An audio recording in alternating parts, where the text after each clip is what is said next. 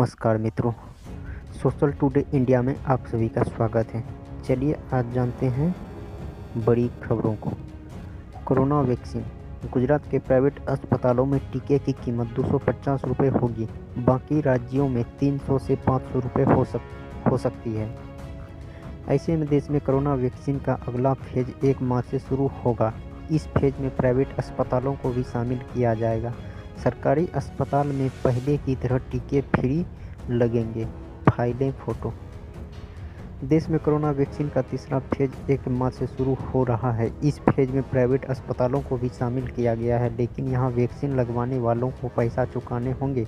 गुजरात में प्राइवेट अस्पतालों में वैक्सीन लगवाने वालों को 250 रुपये देने होंगे। गुजरात के डिप्टी सीएम नितिन पटेल ने यह ऐलान किया है। हालांकि यह साफ नहीं किया है कि 250 रुपये में प्राइवेट अस्पतालों के सर्विस चार्ज शामिल है या नहीं। पश्चिम बंगाल में टीएमसी का जोरदार बंगाल की बेटी के नारे पर तो बीजेपी का ध्रुवीकरण फोकस। लेफ्ट कांग्रेस के 2 पोस्टर बैनर भी नजर नहीं आ रहे हैं।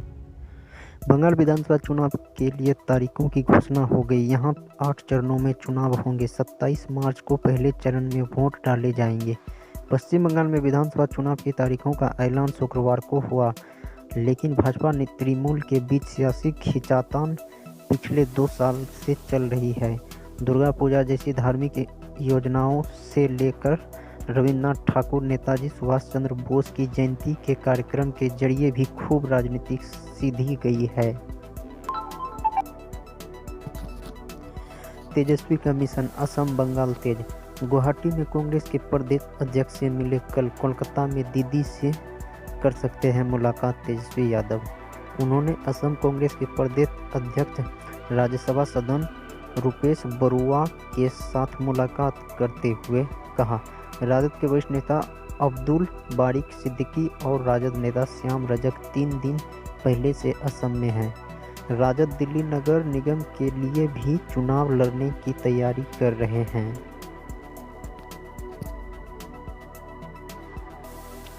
बिहार में खिलौना बन गया पिस्तौल।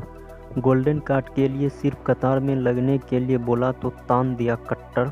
ग्रामीणों से भी की मारपीट। मधेपुरा में गोल्डन कार्ड सेंटर पर कट्टर युवक की मौत। बिहार में पिस्टल खिलौना बन गया, चाहे गांव हो या शहर, लोग बात बात पर पिस्टल तान देते हैं। मधेपुरा में आयुष्मान भारत योजना का गोल्डन कार्ड बनाने वाले केंद्र संचालन के एक युवक को सिर्फ लाइन से आने को कहा तो उसने पिस्टल तान दिया। बिहार में शराब बंदी पर कांग्रेस पार्टी आपस में ही बट गई। कांग्रेस विधायक दल के नेता जो बात कर रहे हैं उनकी पार्टी के प्रदेश अध्यक्ष ही इत्तेफाक नहीं रखते। कांग्रेस विधायक दल के नेता अजित शर्मा ने मुख्यमंत्री नीतीश कुमार को 15 दिसंबर को लिखे पत्र में कहा था कि शराब बंदी कानूनी की समीक्षा कर कीमत दुगुनी तिगुना कर इसे समाप्त करनी चाहिए। पटना में गैस सिलेंडर बेचने बैठ गई महिला। रसोई गैस की बढ़ती कीमतों के विरोध का नया रूप लेकर सिटी में सड़क पर उतरी। कहा, पैसा नहीं जुट रहा है अब। यहाँ सिलेंडर खरीदने नहीं बेचने के लिए लगी लाइन। हर सिलेंडर पर पोस्टर चिपका था जिस पर अलग अलग स्लोगन लिखे हुए थे। प्रदर्शन करने वालों को बड़ी संख्या में महिला भी थी। रसोई गैस के दाम लगातार बढ़ रहे हैं। उपभोक्ताओं के खाते में भेजी जाने वाली राशि भी कम की गई है। गृहिणियों का गैस के बढ़ते दामों के कारण रसोई चलाना मुश्किल हो गई। इन सबके बीच पटना में लोग रसोई गैस की बढ़ती कीमतों का विरोध कर एक नया तरीका निकाला है।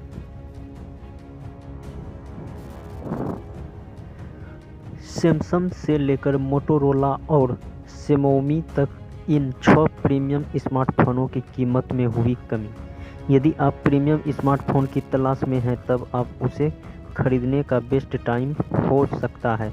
अभी Samsung, one plus, Motorola, LG और Xiaomi के प्रीमियम स्मार्टफोन पर बड़ा डिस्काउंट पर मिल रहा है।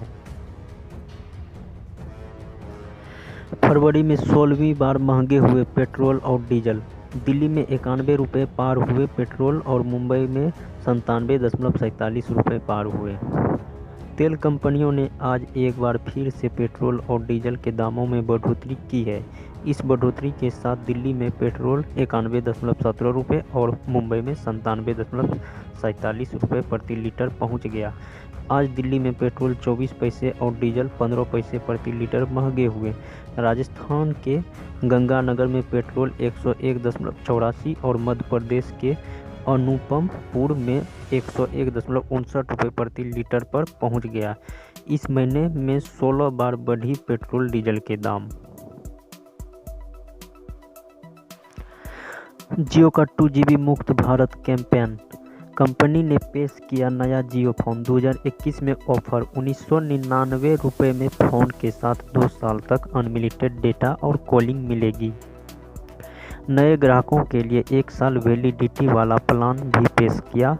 मौजूदा जियो फोन यूजर्स के लिए 749 रुपये का प्लान भी लॉन्च किया। यूजर्स को लुभाने के लिए जियो ने 2GB मुक्त भारत कैंपेन शुरू किया। इसके तहत कंपनी ने एक नए टेरी प्लान लॉन्च किए हैं। बेरोजगारी की मार। भारत में केवल 7% शहरी महिलाओं के पास नौकरियां। बेरोजगारियां के बाद नौकरी पर बहाल होने के अवसर भी कम हुए। भारत जल्द ही चीन को पीछे छोड़कर विश्व की सबसे अधिक आबादी वाला देश हो जाएगा, लेकिन कुछ अनुमानों के अनुसार देश में काम करने वाले लोगों की संख्या इस शताब्दी के मध्य तक ही चीन के बराबर हो पाएगी। दरअसल इसका एक कारण है कि भारत में बहुत कम संख्या में महिलाएं पैसा कमाने वाले काम करती है। अगला न्यूज़ कैरियर से। आरबीआई अजमेर एनटीपीसी पदों के ऑनलाइन एग्जाम का 5वां चरण 4 से 27 मार्च तक चलेगा। देश भर में 19 लाख अभ्यर्थी बैठेंगे। परीक्षा से 4 दिन पहले अभ्यर्थी के ई-कॉल लेटर वेबसाइट पर जारी होंगे। रेलवे में non technical popular category NTPC पदों पर भर्ती के लिए ऑनलाइन परीक्षा का 5वां चरण 4 मार्च से शुरू होगा। 27 तक चलने वाले इस चरणों में देश भर में 19 लाख अभ्यर्थी की बैठेंगे। परीक्षा से 4 दिन पहले अभ्यर्थी के ई-कॉल लेटर वेबसाइट पर लॉन्च किया जाएगा। ICSICS सीएम प्रोफेसर का रिजल्ट जारी। 2 बजे जारी होगा एग्जीक्यूटिव का परिणाम। Official website. Institute of company secretary of India ने सीएम प्रोफेसर परीक्षा का रिजल्ट जारी कर दिया। परीक्षा में शामिल हुए कैंडिडेट ऑफिशियल वेबसाइट ICSIC.edu के जरिए रिजल्ट देख सकेंगे। दुनिया की सबसे बड़ी इकोनॉमिक पर बढ़ रहा कर्ज। अमेरिका पर कुल $29 लाख करोड़ रुपए की देनीदारी है और भारत पर $216 अरब का कर्ज है। विदेश कर्ज में सबसे बड़ा हिस्सा चीन और जापान का है। मार्च 2020 में हर शख्स पर था $72,309 कर्ज। दुनिया भर को कर्ज बांटने वाली दुनिया की सबसे बड़ी इकोनॉमिक अमेरिका पर भी भारी भरकम कर्ज का बोझ है। इसमें सबसे बड़ी बात तो यह है कि उस पर भारत की भी लगभग $216 अरब की देनदारी बन रही है। मोदी को एक और international award. International energy conference में पीएम को ग्लोबल लीडरशिप अवार्ड दिया जाएगा। 1 से 5 मार्च को होगा आयोजन। प्रधानमंत्री नरेंद्र मोदी को अगले हफ्ते एक एनुअल इंटरनेशनल एनर्जी कॉन्फ्रेंस में ग्लोबल एनर्जी और एनवायरनमेंट लीडरशिप अवार्ड से सम्मानित किया जाएगा। 1 से 5 मार्च के बीच आयोजित होने वाले इस कार्यक्रम को पीएम मोदी संबोधित करेंगे। इवेंट के आयोजक IHS मार्किट ने बताया कि सम्मेलन में क्लाइमेट के लिए अमेरिका के राष्ट्रपति के प्रतिनिधि John Kerry, Bill and Melinda Gates Foundation के सह-अध्यक्ष और ब्रेकथ्रू एनर्जी के फाउंडर बिल गेट्स और सऊदी अरामको के सीईओ आमिर नासिर शामिल होंगे। यूएनएचआरसी में भारत की दो टूक। भारत ने कहा, हम आंदोलन कर रहे किसानों का सम्मान करते हैं, उनकी समस्या के समाधान के लिए लगातार बातचीत कर रहे हैं। किसान आंदोलन लेकर होने वाली बयानबाजी के लिए भारत ने बिना किसी का नाम लिए संयुक्त राज्य मानवाधिकार परिषद को जमकर सुनाया। यूएनएचआरसी के 46वें सत्र में भारत के अस्थायी प्रतिनिधि इंदिरामणि पांडे ने कहा कि भारत सरकार ने आंदोलन कर रहे किसानों के प्रति पूरा सम्मान दिखाया। सरकार किसानों की समस्या के समाधान के लिए निरंतर बातचीत में लगी हुई है।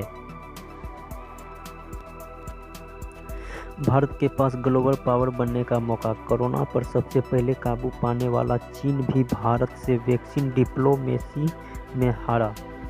कोरोना पर सबसे पहले काबू पाने के बाद चीन वैक्सीन के मामले में दुनिया में धाक जमाने का मौका गंवा दिया। वहीं कोरोना में सबसे ज़्यादा प्रभावित होने के बाद भी भारत घरेलू दवा निर्माता कंपनी को मजबूत कर अब दुनिया में मुफ्त वैक्सीन पहुंचा रहा है।